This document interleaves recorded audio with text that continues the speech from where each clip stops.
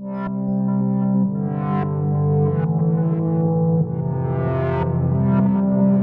this lesson, we study how different demographic characteristics such as the gender, ethnicity, and education of subjects correlates with their answers to 6 questions. How morally wrong or right is the agent's action or decision?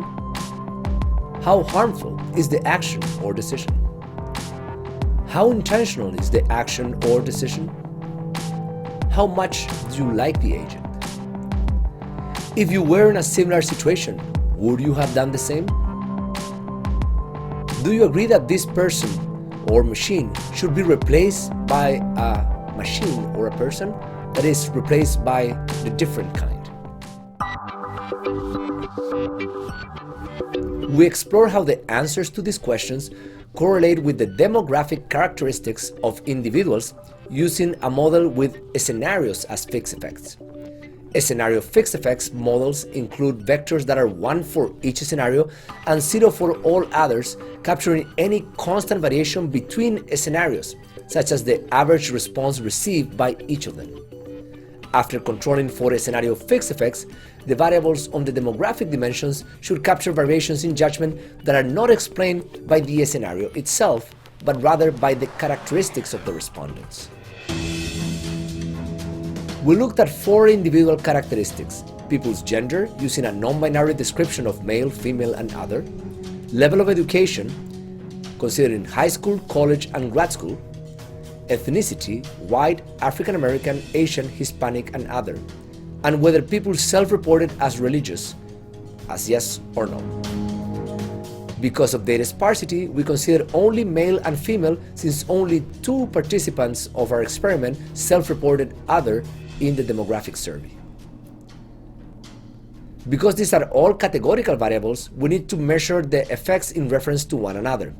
For gender, we show the coefficients of the male category in reference to the female category. In the case of education, we compare the responses of subjects with college and graduate education to those with high school education. In the case of ethnicity, we use white as a baseline. One variable that correlates with some judgments is gender. Compared to females, males tend to rate both machine and human scenarios as less morally wrong and are more likely to report having done the same in a similar situation. Where the effects of gender appear stronger, however, is in the replaced by different dimension. This is the question asking people if they would replace a machine by a human or a human by a machine. Our data reveals that males are more prone to replace humans by machines and less prone to replace machines by humans. Another variable that shows some correlations is education. People with a college or graduate degree see the human and machine scenarios as less morally wrong than people with a high school education. This effect is particularly strong for people with a graduate degree judging machine actions. People with a college or graduate degree also see machine actions as less intentional than high school graduates and report liking machines and humans more.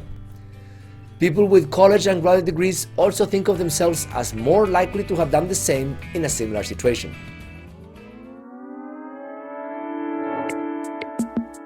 When it comes to ethnicity, we find differences, especially in the intention dimension.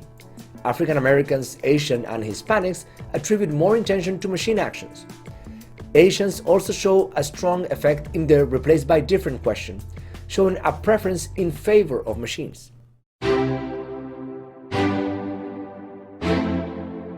Religious identity also presents some interesting correlates. People who identify as religious assign significantly more harm to machines and humans than non-religious people, but they are particularly harsh in this dimension toward machines. They also assign more intention to machines and less intention to humans than non-religious people.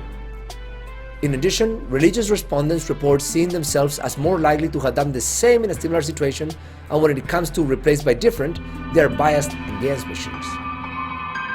Together, these findings tell us that, on average, demographic characteristics correlate with judgments.